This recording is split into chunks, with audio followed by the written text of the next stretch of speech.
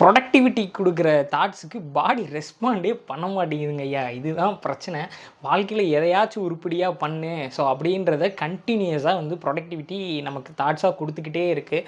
So இன்னொன்று வந்துட்டு நம்ம பாடி அதுக்கேற்ற மாதிரி அதுக்கெலாம் அசைகிற மாதிரியே தெரியல.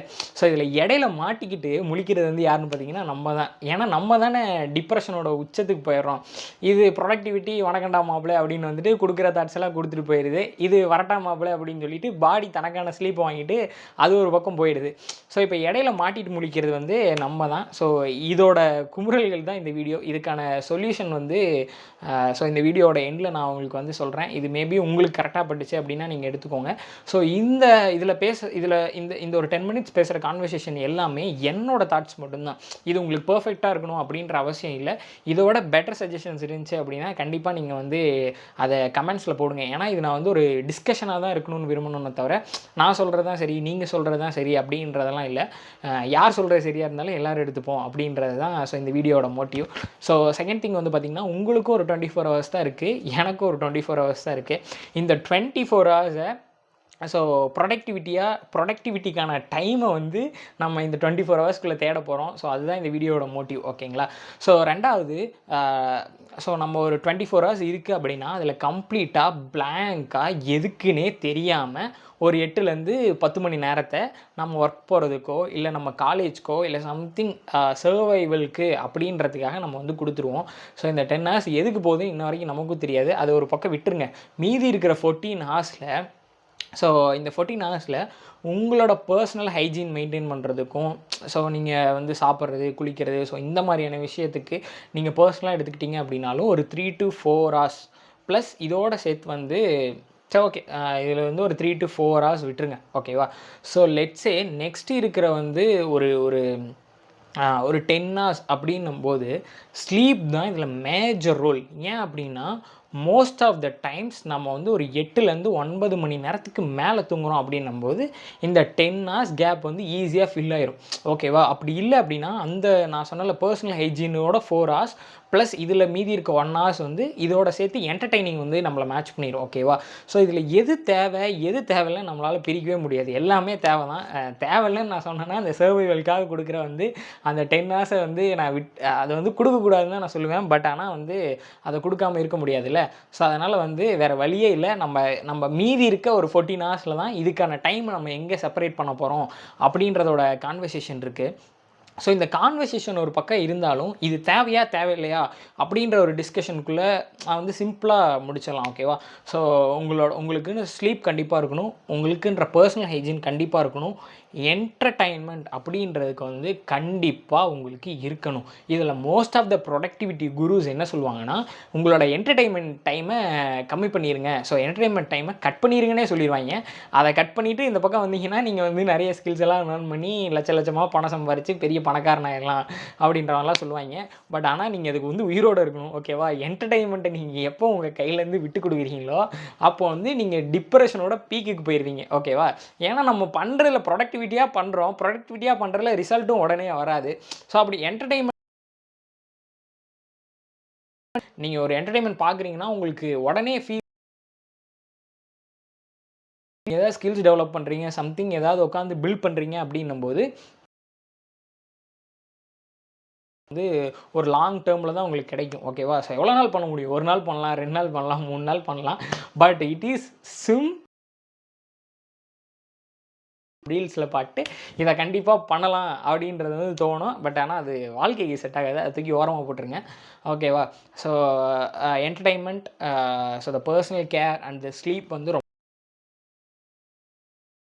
அப்படின்னா இது வந்து கவர் பண்ணிடும். ஸோ நம்ம எங்கே இதுக்கான டைம் பிரிக்க போகிறோம் அப்படின்னா கண்டிப்பாக நான் வந்து ஸ்லீப் தான் சொல்லுவேன். ஏன்னா ஸ்லீப் அப்படின்றது வந்து ஒரு கன்ஃபியூசிங்கான திங்ஸ். நம்ம நிறைய பேர் சொல்லி பார்த்துருப்போம். நிறைய பேர் வந்து 6 hours of sleep enough for my body அப்படின்னு சொல்லும்போது எனக்கு வந்து ஷாக்கிங்காக இருந்துச்சு. ஏதாவது ஃபார்முலாச்சா ஏதாச்சும் இருக்கா? இது எப்படியா கண்டுபிடிக்கிறது? எனக்கு எவ்வளோ நேரம் தூங்கினாலும் அப்படின்னும்போது திடீர்னு பார்த்தா ஒரு 1 hour கிராஸ் ஆயிடுது. ஐயோ டைம் போயிடுச்சுன்னு எந்திரிச்சு மறுபடியும் எல்லா வேலையும் பார்க்க வேண்டியதாக தான் இருக்குது. ஸோ இப்படி தான் most of the time scenarios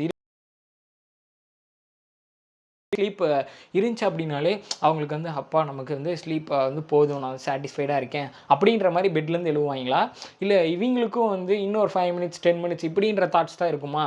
so அதோட வேக்கப்பிங் பாயிண்ட் எங்கே இருக்குது அப்படின்றதுல வந்து எனக்கு ரொம்பவே டவுட் இருந்துச்சு.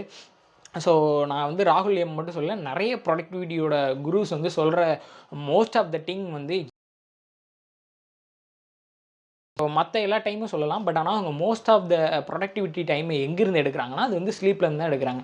ஓகேவா? ஸோ அப்போ நான் வந்து இதை வந்து பர்சனலாக வந்து என் பாடியை நானே டெஸ்ட் பண்ணி பார்க்க ஆரம்பித்தேன். ஓகேவா? ஸோ இதை ஃபஸ்ட்டு ஒரு 3 to 4 மந்த்ஸ் வந்து ஒரு 11லேருந்து 12 ஹவர்ஸ்க்கு மேலே என் பாடிக்கு நான் வந்து ஸ்லீப் கொடுக்க ஆரம்பித்தேன். பட் இதில் நான் வந்து உங்களுக்கு உண்மையாக சொல்லணும் அப்படின்னா 11 to 12 ஹவர்ஸ்க்கு அப்புறமா எந்த ஒரு அலாமும் இல்லாமல் என் பாடியாக எப்போ எந்திரிக்குதோ, ஸோ எனக்கா எப்போ அந்த தூக்கம் போதும் எந்திரிக்கலான்னு தோணுதோ அப்போ தான் நான் எந்திரிச்சேன். இந்த 3லேருந்து 4 மாதமாக உங்களோட தூக்கத்துக்கும் நீங்கள் சாப்பிட்றதுக்குமே கூட டைம் இருக்காது. ஒரு 13 to 14 ஹார்ஸ் அப்படின்னு ஒரு 12 to 13 ஹார்ஸ் அப்படின்னும்போது மீதி இருக்கிறது 1 ஹார்ஸ் தான். ஏன்னா உங்களுக்கு 10 ஹார்ஸ் வந்து இங்கே உங்களோட ஒர்க் கல்ச்சர்லேயும் 8 ஹார்ஸ் ஒர்க் கல்ச்சர்லேயும் 2 ஹார்ஸ் வந்து ட்ராவலிங் ப்ளஸ் ஒரு 12 to 13 ஹார்ஸ் ஸ்லீப் அப்படின்னும்போது மீதி 1 ஹவர் தான். அந்த மீதி 1 ஹவரில் நீங்கள் ஃப்ரெஷ்ஷாக வந்து தூங்குறதுக்கும் மறுபடியும் ஃப்ரெஷ்ஷாகி கிளம்புறதுக்குமே உங்களுக்கு வந்து இந்த டைம் இன்னாஃபாக இருக்கும். ஓகேவா? பட் ப்ரொடக்டிவிட்டிலாம் வாய்ப்பே கிடையாது. அதாவது சாப்பிட்றதுக்கே டைம் இருக்காதுன்னு சொல்ல வரேன். ஸோ அந்தளவுக்கு நான் வந்து ஸ்லீப்பை ரொம்ப மைண்ட் வந்து கம்ப்ளீட்டாக ஃப்ரெஷ்ஷாக இருந்துச்சு கைஸ். எப்படி சொல்கிறது, ஒரு டயர்ட்னஸே இல்லாமல் மைண்டு வந்து ஃப்ரெஷ்ஷாக இருக்குது. பட் பாடி வந்து ரொம்ப ரொம்ப லேசியாக இருக்குது, இருக்கிறதுலே லேசியாக இருக்குது. எப்படி சொல்கிறதுனா, என் மைண்டு ஃப்ரெஷ்ஷாக இருக்கிறது வந்து ஆக்ஷனாக கொடுக்கும்போது, அதாவது பாடிக்கு மூமெண்ட்டாக கொடுக்கும்போது அதை வந்து பாடி வந்து டக்குன்னு அதுக்கு ரியாக்ட் பண்ண மாட்டேங்குது. அதாவது நான் உடனே எந்திரிக்கணும்னு நினச்சாலும் எந்திரிக்கணுமா, போகலாம் பண்ணலாம் அப்படின்ற மாதிரி ரொம்ப சோம்பேறித்தனமாக இருந்துச்சு. பட்டு எனக்கும் அப்போ என்ன பண்ணுறதுன்னு தெரில, நானும் விட்டுட்டேன். ஒரு 3 to 4 மந்த்ஸ் நான் வந்து கண்டினியூஸாக அப்படியே விட்டுட்டேன். ஸோ ரொம்ப ரொம்ப லேசியாக இருந்துச்சு. நான் என்ன நினச்சேன்னா, ஓகே ஏன்னு எனக்கு தெரியல. பட்டு நான் நினச்சேன் ஸ்லீப் கரெக்டாக கொடுத்துட்டா பாடி வந்து ஆக்டிவாக இருக்கும் அப்படின்ற நினச்சேன். பட் ஆனால் ஸ்லீப் கொடுத்ததுக்கப்புறம் பாடி இன்னும் ரொம்ப லேசியாக மாற ஆரம்பிச்சது. ஸோ அதுக்கப்புறமா அந்த ரொட்டீன் முடிஞ்சதுக்கப்புறமா ஸோ வந்து ஒரு 8 to 9 ஹார்ஸ் ஆஃப் ஸ்லீப் வந்து என் பாடிக்கு கொடுக்க ஆரம்பித்தேன். ஸோ இதுதான் நம்ம ரொட்டீனாக பண்ணுவோம். ஒரு 8 to 9 ஹார்ஸ் ஸ்லீப் வந்து நம்ம எப்படியும் கம்பல்சரி கொடுத்து உங்களுக்கு ஓரளவுக்கு டைம் இருக்கும் சாப்பிட்றதுக்கு, தூங்குறதுக்கு, என்டர்டைன்மெண்ட் பண்ணுறதுக்கு, மறுபடியும் ரொட்டீனாக எந்திரிச்சு வேலைக்கு கிளம்புறதுக்கு சரியாக இருக்கும். பட் நீங்கள் ப்ரொடக்டிவிட்டியை கான்சன்ட்ரேட் பண்ண முடியாது. ஸோ இதே ஒரு 3 to 4 மந்த்ஸ் கண்டினியூஸாக ஆகும்போது இங்கே என்ன பிரச்சனை வந்துச்சு அப்படின்னா, இங்கே வந்து நான் டிப்ரெஸ் ஆக ஆரம்பிச்சிட்டேன். ஏன் அப்படின்னா, என்னோடய தாட்ஸ் படி நான் ப்ரொடக்டிவாக டைமை ஸ்பெண்ட் பண்ணணும்னு ஒவ்வொரு நாளும் எனக்கு நான் இன்ஸ்ட்ரக்ஷன்ஸ் கொடுத்துக்கிட்டே இருக்கேன். ஆனால் அதுக்கான ஸ்டெப்பை வந்து என்னால் எடுக்கவே முடியல. அப்படின்னும்போது இந்த இடத்துல டிப்ரெஷன் வந்து கொஞ்சம் அதிகமாக என்னோட ட்ராவல் ஆக ஆரம்பிச்சது. பட் எனக்கு என்ன பண்ணுறதுன்னு தெரியல. மறுபடியும் நான் வந்து அதோட ஒரு 3 to 4 மந்த்ஸ் வந்து அப்படியே நான் கன்டினியூ பண்ண ஆரம்பித்தேன். ஏன்னா ஒரு 12 ஹார்ஸ் ஸ்லீப்பை கம்பேர் பண்ணும்போது 8 to 9 ஹார்ஸ் ஸ்லீப் வந்து ரொம்ப கம்ஃபர்டபுளாகவும் அது ஒரு லாங் டேர்மாகவும் இருந்துச்சு. ஏன் அப்படின்னா, இதுக்கு மேலே பார்த்தீங்கன்னா, ஸோ இந்த சிச்சுவேஷனில் தான். ஸோ அதுக்கப்புறமா ஒரு சேஞ்ச் வந்தது. அந்த சேஞ்ச் நானாக எடுக்கணும்னு நினச்சி நான் பண்ணலை. சிச்சுவேஷன்ஸ் அந்த மாதிரி ஆரம்பிச்சது. ஓகேவா? ஸோ நான் தூங்கி நான் தூங்கிட்டு எழுந்த உடனே ஒரு கிளாஸ் வந்து ஆன்லைன் கிளாஸ் வந்து ஷெட்யூல் ஆகிற மாதிரி இருந்தது. மார்னிங் வந்து 11 o'clock அந்த கிளாஸு. நான் தூங்க போகிறது வந்து 4 o'clock. So 4 o'clock 4:30 something. இப்போ இன்பிட்வீனில் உங்களுக்கு எவ்வளோ கேப் இருக்கும்? ஓகேவா? ஸோ அப்போ இந்த 6 to 7 ஹவர்ஸ் ஸ்லீப்க்கு அப்புறமா நான் எழும்போதும் எனக்கு எப்படி இருந்துச்சுன்னா, இன்னொரு 5 மினிட்ஸ், இன்னொரு 10 மினிட்ஸ், இன்னும் கொஞ்சம் நேரம் தூங்கலாம் அப்படின்ற மைண்ட் செட் தான் இருந்தது. பட் தெர் இஸ் அ கோல். எந்திரிச்சு தான் ஆகணும். கிளாஸ் போகலை அப்படின்னா அந்த கிளாஸ் வந்து மறுபடியும் கவனிக்க முடியாது அப்படின்ற சுச்சுவேஷனால் என்னனாலே ஒவ்வொரு நாளும் கஷ்டப்படுத்திட்டு சரி எந்திரிச்சிடலாம். ஒவ்வொரு நாள் எந்திரிக்கும் போதும் ஐயோ நீ கிளாஸ் இல்லைன்னா ரொம்ப ஜாலியாக இருக்குமே அப்படின்ற மைண்ட் செட் தான். பட் ஆனால் மோஸ்ட் ஆஃப் த டைம்ஸ் அப்படி இருக்காது. அவர் வந்து ரொம்ப ஸ்ட்ரிக்டான ஸ்டாஃப் போல். அதனால் அந்த கிளாஸ்க்கு வந்துடுவாங்க. ஸ்டாஃப்னு சொல்கிறேன், மென்டார். ஓகேவா? ஸோ இப்படியே வந்து ஒரு 2 மந்த்ஸ் போகும்போது தான் எனக்கு ஒரு ரியலைசேஷன் வருது. ஏன்னா ப்ரொடக்டிவிட்டியாக நான் இங்கே டைம் ஸ்பெண்ட் பண்ணிகிட்ருக்கேன். ஏன்னா ஸ்லீப்பில் ஒரு 9 ஹார்ஸ் 10 ஹார்ஸ் கொடுத்துட்டு இருந்த இடத்துல 3 ஹார்ஸை வந்து நான் கம்ப்ளீட்டாக கட் பண்ணிவிட்டு 1.5 ஹார்ஸ் கிளாஸுக்கு ப்ரொடக்டிவிட்டாக கண்டென்ட் க்ரியேஷன், ஸோ என்னோடய ஃப்ரீலான்சிங்க்கு ப்ரப்போசல்ஸ் அனுப்புறது, கிளைண்ட்டுக்கிட்ட பேசுகிறது, ஸோ இந்த மாதிரியான ரொட்டீன்ஸை நான் வந்து கம்ப்ளீட்டாக ஃபாலோ பண்ணிகிட்டு இருந்தேன். ஸோ இது வந்து எனக்கு ரொம்ப ப்ரொடக்டிவிட்டி இன்க்ரீஸ் ஆகிறதுக்கு இந்த ஒரு 3 ஹார்ஸ் வந்து ரொம்ப ரொம்ப ரொம்ப யூஸ்ஃபுல்லாக இருந்துச்சு. ஏன்னா நீங்கள் என்டர்டெயின்மெண்ட்டில் கையே வைக்காதீங்க. அதான் நீங்கள் ப்ரொடக்டிவிட்டி இன்க்ரீஸ் பண்ண உங்களுக்கு வந்து இந்த ஸ்வீடர் பார்ட் ஆஃப் ப்ரொடக்டிவிட்டி எப்போ கிடைக்குதோ, இதோட ஸ்வீட்னஸை நீங்கள் எப்போ ஃபீல் பண்ணுறீங்களோ, அப்போ ஆட்டோமேட்டிக்காகவே நீங்கள் என்டர்டெயின்மெண்ட்டில் இருக்க டைமை வந்து கம்மி பண்ணிடுறீங்க. ஓகேவா? இது ஆட்டோமேட்டிக்காக தான் நடக்கணும். நீங்கள் வந்து இனிஷியலாக அதை கட் பண்ணக்கூடாது. ஓகே. ஸோ நான் சொல்ல வர்றது இதில் வந்து எமோஷன்ஸ் எப்படி ட்ராவல் ஆகுது, இந்த எமோஷன்ஸை வச்சு உங்களுக்கான ஸ்லீப் சைக்கிளை எப்படி கண்டுபிடிக்கலாம் அப்படின்னும் போது தான். ஓகேவா? ஸோ நீங்கள் 11 hours to 12 hours of sleep கண்டிப்பாக யாருக்கும் தேவைப்படாது அப்படின்றது வந்து என்னோட தாட்ஸ். ஓகேவா? இது எனக்கு ஏன்னா நான் எந்த ஒரு புக்கையும் படிக்கல, எந்த ஒரு சைக்காலஜிக்கல் ஸோ எதையும் நான் வந்து ப்ராக்டிக்கலாக வந்து அனலைஸ் பண்ணல. முழுக்க எமோஷன்ஸை வச்சு மட்டும்தான் நான் பேசுகிறேன். ஓகே. ஸோ நீங்கள் ஒரு 11 to 12 hours ஸ்லீப் தூங்குறீங்க அப்படின்னா 1 or 2 months பாருங்கள். ஓகேங்களா? ஸோ 8 to 9 hours நீங்கள் வந்து கம்பல்சரி செக் பண்ணவே தேவையில்லை. ஏன்னா டே டு டே லைஃப்பில் நம்ம மேக்ஸிமம் ஆஃப் த மெம்பர்ஸ் பண்ணுறது வந்து ஒரு 8 to 10 hours ஆஃப் ஸ்லீப் இதுக்குள்ளே தான் நம்ம வந்து ட்ராவல் ஆகிக்கிட்டே இருப்போம். ஓகேவா?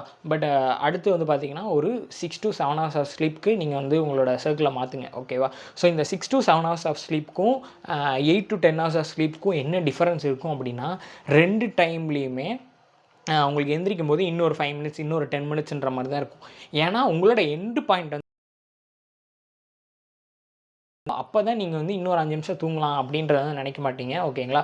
ஸோ அந்த ஸ்டேஜுக்கு நம்ம எப்பவும் போகிறதில்ல. அப்படின்றனால இந்த 6 to 7 hours ஸ்லீப்லேயும் ஒரு 8 to 10 hours ஸ்லீப்லேயும் வந்து உங்களுக்கு சேம் எமோஷன்ஸ் தான் ட்ராவல் ஆக போகுது. ஓகேவா? பட் எப்படி இருக்கும் அப்படின்னா, பாடி வந்து உங்களுக்கு டயர்டாகவே இருக்காது. அதாவது நீங்கள் ஒரு 8 to 10 hours sleep தூங்கும்போதும் 6 to 7 hours 5 to 6 to 7 hours தூங்கும்போதும் உங்களுக்கு வந்து பாடி கண்டிஷன் வந்து ஓரளவுக்கு சேமாக இருக்க மாதிரி தான் இருக்கும். பட் இந்த டிஃப்ரென்ஸ் எங்கே இருக்குது அப்படின்னா, ஸோ நீங்கள் வந்து ஒரு 6 hours ஸ்லீப் ஆகுறீங்க அப்படின்னா, உங்கள் பாடி வந்து ஒரு 16 சொல்ல முடியாது, ஒரு 18 hours 19 hours ஒரு நீங்கள் வந்து 8 to 18 hours வந்து டயர்ட் ஆகும். 18-20 hours டயர்ட் ஆகுது அப்படின்னா, நீங்கள் வந்து ஒரு 6 to 7 hours ஸ்லீப் எடுக்கும்போது அது வந்து கொஞ்சம் இயர்லியராகவே ஒரு 2 hours முன்னாடியே உங்களோட பாடி வந்து கொஞ்சம் டயர்டாக ஆரம்பிச்சிடும். ஸோ நீங்கள் மறுபடியும் ஸ்லீப் எடுக்கிற மாதிரி இருக்கும். ஓகேவா? பட் மற்றபடி ஓவராலாக டிஃப்ரென்ஸ் கிடையாது. நீங்கள் வந்து கிராஜுவலாக குறைச்சிங்க எப்படி இருக்கும் அப்படின்னா, அதாவது 6 to 7 hours ஸ்லீப்பை நீங்கள் ஒரு 4 to 5 hours ஸ்லீப்பாக மாற்றினீங்கன்னா எப்படி இருக்கும்னா, உங்களுக்கு ஒரு மாதிரி வாமிட்டிங் ஃபீலிங்காக இருக்கும், ஒரு மாதிரி தலை சுற்றுற மாதிரி இருக்கும், கொஞ்சம் அன்கம்ஃபர்டபுளாக ஃபீல் பண்ணுவீங்க. இந்த மாதிரி ஸ்லீப்பை கம்பல்சரி எடுக்காதீங்க. இப்படி இருந்துச்சு அப்படின்னா நீங்கள் கம்பல்சரி ஃபோக்கஸ் பண்ணவே முடியாது. ஓகேவா? ஸோ இதுதான் கோர் வீடியோ. ஸோ இந்த வீடியோ பார்த்துட்டு